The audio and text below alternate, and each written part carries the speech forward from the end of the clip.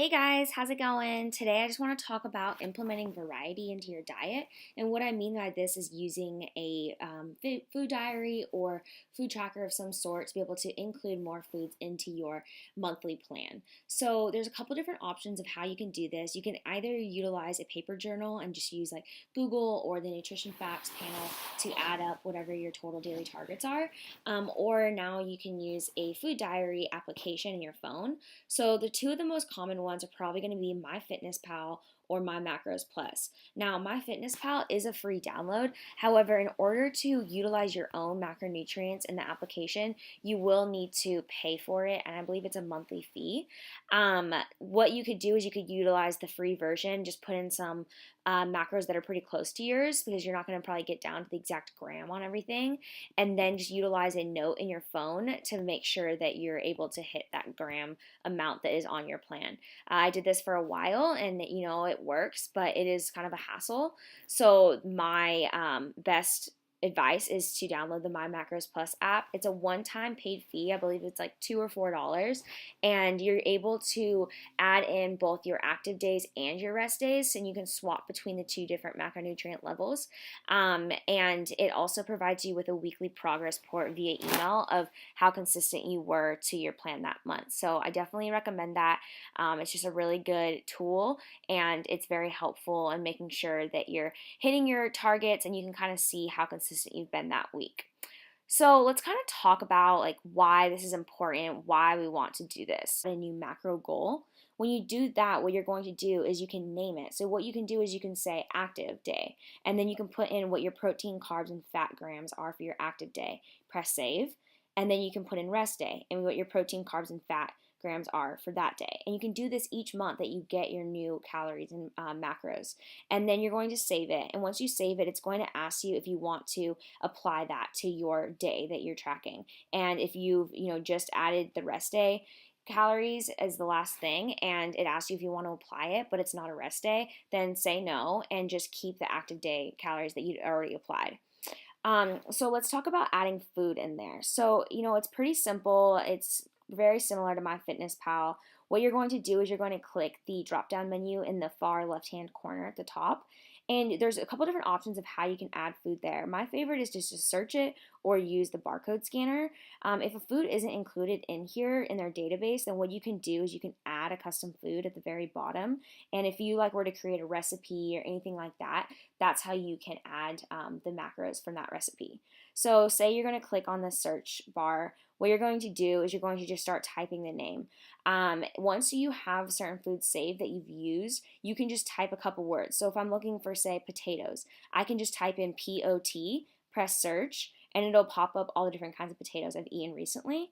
Then you just click on the type of potatoes that you want, and then just click on wherever it says grams or ounces and change the amount to the amount that you want to eat, and then add that to one of your meals. So there'll be a little menu that says like breakfast. You can click on it and it'll take you breakfast, lunch, dinner, whatever meal you want to put that at. Say that we're going to have some potatoes for lunch. So we click on lunch and then we just press the check mark and it's going to add it to our diary, and then we can continue to add foods from that point on. So it's really helpful to add foods to the right meal because your calories and macros are split up according to your either training or your day. There's certain foods and amounts of foods that should be eaten at certain times to utilize the hormones that are circulating through your body throughout the day, and also to make sure that you're maximizing your training and your energy levels. So it's really important that you're adding the right foods and you're hitting those gram amounts per meal, not just in the total amount of the day. And so having the ability to add things to, your breakfast and then your lunch, and you can see what the totals are at the very bottom, is very helpful to make sure that you're staying on track. If you want to look at what your total daily totals are, it's going to be at the very bottom of the home page on the My Macros application. But what you can also do is at the very bottom banner, there's a little eye. You can click on that and it'll tell you a little bit more detailed information. So it'll there give you your fiber intake, your sugar, sodium, things like that you wouldn't see on the home screen, because the home screen is only going to show you your grams of carbs, fat, and protein. So I would say to check this occasionally just to make sure that your fiber is staying in line. We really want to aim for about 30 grams of fiber per day, up to about 35 for men. And so if you're getting lower than this can be unhealthy for your bowels. And if you're getting more than this, it can actually cause some kind of bloating and GI issues. So I really say to watch that, especially if you are, noticing that you had some GI issues that day. I would check your fiber for the day prior or the day of and see what that looks like. And then also maybe checking your sugar and your sodium just to make sure that you aren't going too crazy over on those. I really don't stress about sodium very much with people who are active and they sweat, but just making sure that if you are, if your sodium is high, that it's coming from natural sources. So things that are sources of sea salt as opposed to table salt, which is going to be a little less healthy for you. And then sodium from natural food items as opposed to like processed packaged foods. And then same thing goes for sugar, that your sugar is not coming from a ton of candy that you're eating, but more so like natural sugars that are in fruits and vegetables. So that's how you can know what your total dailies are, total daily targets are. And then like I said earlier, you will get an email every week that will show you your weekly report of basically all of that information averaged over the course of 1 week. All right, let's talk about the exchange system that's found in your coaching portfolio, which is what you receive in that initial email when you get your month one plan. And there is a little exchange system that I've developed that basically just has food split up into groups, and then you can see what an average macronutrient amount is of those foods, and it'll show you serving sizes and all of that information. So I would definitely say to utilize this when you are first getting started, especially to know like what type of foods are going to be the best for you to eat. How much does 3 ounces of sweet potato give you? How many carbs does that give you? And so utilizing that, you can kind of know how to swap things out. So you can reference your sample plan and see that maybe for lunch that I have you eating, a packet of oatmeal. Well, maybe on the exchange system, you see that a packet of oatmeal is equivalent to a fourth cup of granola, and I would rather have that. So then you swap those out, and then you can utilize your food diary still to make sure that it is consistent with whatever the grams are that you have as your goal for that meal. So it always should be used in conjunction with the food diary, not just as a sole reliance on the exchange system.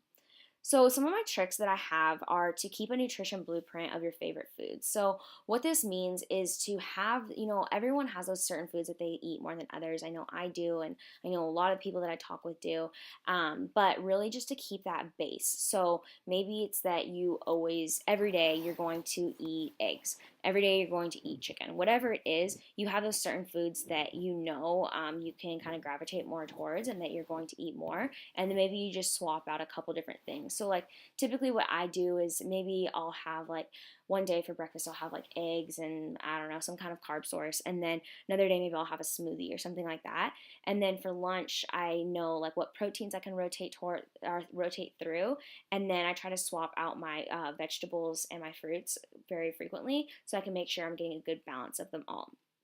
Also, another really important trick is to not give up. This is not easy, okay? Practice definitely makes perfect, and I don't want you to feel defeated in the process. I know at times it can seem very overwhelming. It's a lot of information at once, and it even took me a really long time to get the hang of it. But I promise you, the more that you do it, the better you get at it, just like anything else in life. So really just be patient with yourself and know that you're not going to be perfect. I really encourage you to follow that sample plan probably the first month of the program so that you can get comfortable with what does this look like? How much food is this that I'm eating per day? How frequently do I need to eat? What kinds of foods does Lauren have me eating? And then you can start to swap things out and implement more variety once you get comfortable with that.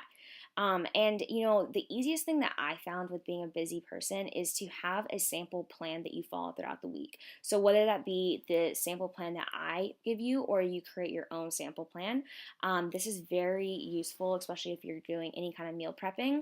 So what I do is when I have like a whole work week, I will meal prep on Saturday or Sunday, and what I'll do is I'll sit down, I'll add up all the foods that I think I want to eat for a day during the week, and then I make sure I adjust the amounts to make sure that they fit my total daily targets and my per meal targets. And then I, multiply that times 5. And then I go to the grocery store and purchase however much that is in total. And then I have that and I use those foods all day, so 5 days a week. It's pretty much the exact same plan, so I don't have to think about it. I just already have the meals already ready, and I know that when I eat that meal, that that's going to be reaching my goals. And then on the weekends is where I kind of add more variety and I swap things out. I maybe go out to eat or things like that, and so you can still stick to your plan on the weekends, but maybe you add more variety there and you aren't as strict. So I would definitely say to plan ahead using your app and notepad. Like I said, just putting the things in that you're thinking you're going to eat, maybe on a Saturday or Sunday. And then once you do that, creating the total daily meal plan and then multiplying that times however many days that you want to have food prepped for. So for me, that's 5 days, Monday through Friday, and then creating a grocery list. So of course, if you say that you're going to eat 100 grams of potato for lunch on Monday through Friday, well, that means that you have 500 grams of potato you need to buy. No one really knows what 500 grams of potato is when you go to the store. I guess you could weigh it on the scale there. But really, what I do is I kind of just eyeball it. So I've just gotten comfortable with, well, that's probably about like two medium sized potatoes. And sometimes I'm over, sometimes I'm under, and I have to swap things out. But that's okay. You can do that. Or if not, you just run back to the store and you just grab a little bit more than you need. So that's what my advice is for really implementing the most variety in the most simple and easy to manage way. A couple more tips and tricks are to search for the nutrition facts ahead of time when eating out. Always go prepared and know what you're getting yourself into, is what I like to say. There is the eating out guide in your coaching portfolio that is in that first packet you get in your first email. So I would definitely say to reference that so you can kind of see like what are some foods that I may be able to eat when I go to this restaurant, or what restaurant should I, try to go to because I know that they have their nutrition information. And it's okay if you go to a smaller restaurant and you don't have their nutrition information. Just find a meal that's very close. So if you go to a mom and pop and you get an omelet and toast, you can probably find that in My Macros Plus or My Fitness Pal. It might not be from that exact diner, but you're going to find what about the same amount of omelet and toast is from there. And then you can always, make sure that you're ordering the items as sides or a la carte. And so I often do this whenever there's too much in a meal that I know is going to make it so that I can't hit my goals for my next meal. So say like maybe I go out to a diner and I want an omelet, but in their omelet they have like bacon in it, avocado in it, cheese in it, and all these different things. Well, I know that if I do that, I'm not going to have enough fats left for my next meal. So what I do is I just order, can I build my own omelet? And then I maybe add in like bacon, or maybe I ask for vegetables in place of the avocado or things like that. So I would definitely say to make sure that you're keeping this in the back of your mind when you know you are going out to eat, and to add it first thing in the morning or the night before you go, and then work your day around it. That's going to be the most advantageous because you're going to be eating more calories likely when you do go out to eat. And so it's a lot easier to work around that as opposed to you eating like a normal person, like you normally do the whole day, and then going out to eat and then realizing, okay, now I can't eat dinner. You don't want to get to that point. I've done it before and it's not fun, and it usually makes you fall off track. So I would just say to always go prepared whenever you do go out to eat. And then if you are going to be trying to add in any kind of like small amounts of sweet treats or anything like that, just always keep in mind that those are going to be higher in carbohydrates and fat, and they're going to provide you with a little protein. So, they're not going to be in the exchange system, so you don't really know like the amounts, and that's only because I don't want those to be a staple in your diet. Of course, I want you to have variety and I want this to be flexible and functional for you, but I'm not going to advocate that I want you to eat, now and later every single day. But just keep in mind that those are usually going to be sources of carbohydrates and fat when you are eating sweeter things. And then if you're wanting to know like what is a carbohydrate, so if I have 20 grams of carbohydrates left for this meal, what are some things I should be looking for to give me carbohydrates? Those are going to be your fruits, your vegetables, and your starches. Now, fruits, vegetables, and starches are primarily all going to be just carbohydrates. Some starches, such as like oatmeal, will have a little bit of protein or a little bit of fat in it. But other than that, any kind of like starchy vegetable is going to be just carbohydrates. So if you need just carbohydrates for that meal, that's what I would gravitate towards. If you have a little bit of fat, carbohydrates, and a little bit of protein to play with, maybe that's when you do something more like the granola, or like the oatmeal, or I don't know, a piece of bread or something like that, where it's going to have a little bit of other macronutrients besides just carbs. When you're building your meals, like I said, try to keep them similar to the way that I've structured them because they're all been structured for a purpose. However, if you are having to kind of switch things up a little bit, maybe your workout schedule has changed and you want to still be able to stay on track, then just making sure that you're having balanced meals. So, everything is kind of distributed throughout your day for a purpose, but all of your meals are balanced. So there's not a single meal where there's not a little bit of fat or a little bit of carbohydrates or a little bit of protein. Especially for protein, this holds true. It's really important that you're getting protein every few hours because that is how muscle building works. Your body kind of works in this wave of protein synthesis, and so it wants you to supply it with protein every few hours. If you're not giving your body protein there, you're not giving your body the opportunity to be able to build and repair new muscle. So this is especially true for athletes, and just making sure that it's not just about your total daily protein intake, but more so about that protein every few hours. And I would really encourage you to start reading nutrition facts. Start, looking at ingredient lists and things like that. That's how you get more comfortable with all of this because you can start to learn what, is that look like. So maybe you need, like I said, 20 grams of carbohydrates more for lunch. Well, when you have a good idea of what that looks like in certain food products, it makes it so much easier on you because, yeah, you can always still check yourself with a food diary, but you're already going into, okay, well, I could probably fit in a piece of bread right there to make up that 20 grams of carbohydrates. And so when you have that mentality, it just relieves so much stress from you. So I would really say to be, as open minded, but then also like try to really absorb as much information as you can during this process because it's going to help you grow so much. And that's what's really going to make this stick for a lifestyle. So those are really all the tips and tricks that I have for you, but I really just encourage you to always utilize me. Like that's what I'm here for. Like I've told you that you can text me, call me, email me, whatever you need. I want you to be able to learn how to do this for life. Yes, I love coaching you guys and I love having you aboard. You guys inspire me every single day. However, I also know that this is not something that you're going to want to pay me for the rest of your life.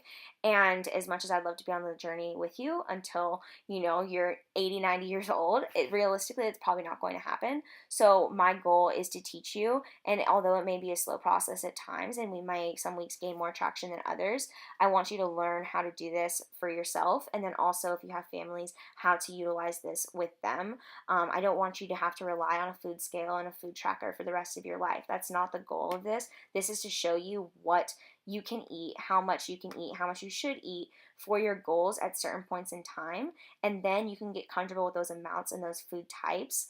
And then you can restore your natural body's ability to eat intuitively and not have to rely on tools that are, helping assist you along the way. So this is really just a crutch to help you become comfortable with that intuitive lifestyle of eating whatever your body feels at the time.